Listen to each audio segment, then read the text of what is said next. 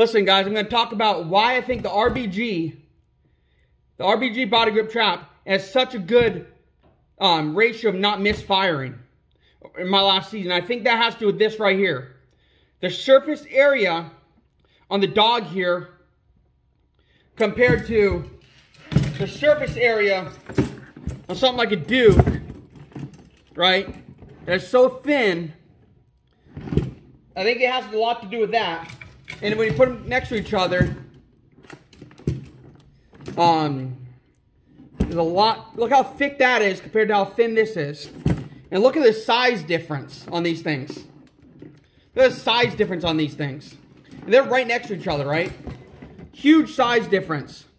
The thickness has a huge play in the steadiness of the trap and gripping the trigger. This has a wider surface area in here, gripping onto the trigger in here, in the notch, preventing misfires. Does that make sense? I don't know how to word it any other way. But if you do something like this one, in something that has, let's see if I can get this, I can't even get it loose, but a lot of slop, and it's even stuck on here, I can't even move it. A lot of slop, and it's really, the notch is huge. It's just a lot of slop in this thing. I think that has a lot to do with the trap's misfiring. So the higher quality trap, the American-made Belial, or not RBG, the RBG, American-made RBG, has a thick enough dog right here that will grip this milled just perfectly with a wide enough surface area grabbing it that it won't misfire. And it's kind of complicated, but you got to go with my train of thought. The wider the grip on it, the less it has to get bumped and turn cockeyed and fire and misfire. Whereas a thicker grip, wider grip, and it being a better connection, trigger and dog, means it doesn't misfire as much. And the milling on it is so precise on the dog and trigger that it connects like a glove. Versus connecting like something that has like a joint that kind of has a joint that moves. And when you use a cheap trap, when something bumps it, it moves a bit, and then eventually the trigger bumps off and fires, right? Whereas RBG doesn't have that. It grips enough that it's just right. If something bumps it, it kind of stays connected. But if an animal goes through it, it bumps off and fires and kills the animal. And the way the mechanism works, you have seen all the mechanisms, how it grabs and bumps up and fires. The way the triggers work. And if you start looking into like 4-way triggers, 2-way triggers, stuff like that, you'll start understanding that with the 4-way trigger, when it's like this, it's almost as a V-notch here. It gets bumped to one side, it pops out to the side, and that's when it fires. And that's how that fires. It gets bumped up enough that it falls out and fires. So the RBG has a trigger where it sandwiches just enough together, perfect, where there's no gaps. See how my hands are together, there's like no gaps? That's how RBG is. Other traps have a bit of gaps, so they play. So the more it bumps into stuff, debris and stuff, it bumps, and it finally bumps and falls off and fires.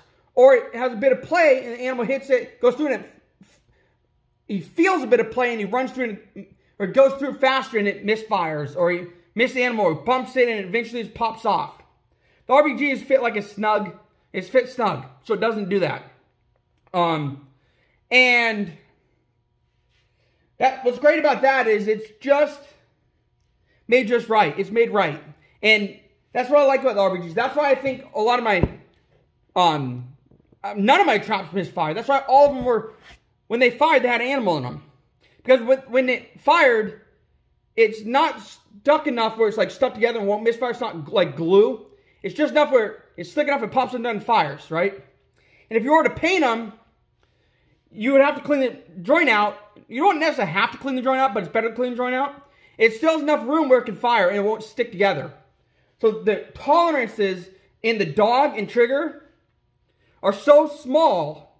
That's why I think it works so well with the RBG. And the dog is wide enough that it has a bit more grip on the trigger, so it doesn't misfire as much. And where something like this is so thin, the dog is just so thin, that it really has more room for error when it comes to stuff. And trap play. I think that's where the RBGs are winning in my book. And that's why I think I have such a high batting ratio when it comes to animal fired and killed animals is 100%. Every time we fired last year, killed an animal is because of the way this grips.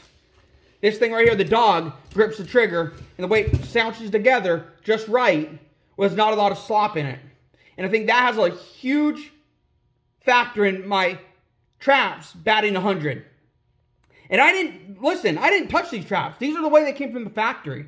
I didn't mess with them. I didn't file them. I didn't do anything. I think if you file these, you're going to make it so there's so much, not so much slop, but there's going to be more slop. The more you file it, the more slop you put into it. And then you start coming into the aspect of a lot of play in it and misfires and stuff like that. These are so precise that they're made just right. They're made perfect, in my opinion. They're made so precise that you don't have to touch them. You paint them, clean the joint out, and put them in, and they will kill just fine, right? They work fine. I know a guy said, oh, I had a misfire. And one guy turned around and said, well, that's probably because it was a mink, obviously, for one. And minks, there was a test where minks went through trap 25 different times before it fired. And so that's just part of mink trapping. But one guy mentioned, one of the trappers that has a bit more experience than I do, and has been around quite a while, said he probably had him on the tail. Tail hit it, and it fired. So that would mean that he went through, tail flicked the trigger, and it fired. So, and that wouldn't be just the fur, that would be the meat of the bone hitting it and firing it, and then that's when he got out. But the thing about these is, the dog, right here, and then the trigger, the way they connect on top of each other, they lock in like this, right, is crucial to why the RBG is so perfect, in my opinion. And I've not ran into a problem with them misfiring because of that. And I think that is the reason. And I think Nick put a ton of effort into doing that. Nick Ernie of RBG Traps. That's why I think I'm batting 100. If you think so, otherwise, let me know. If you have another opinion on why, or think there's another reason, comment below. I'd love to hear your thoughts.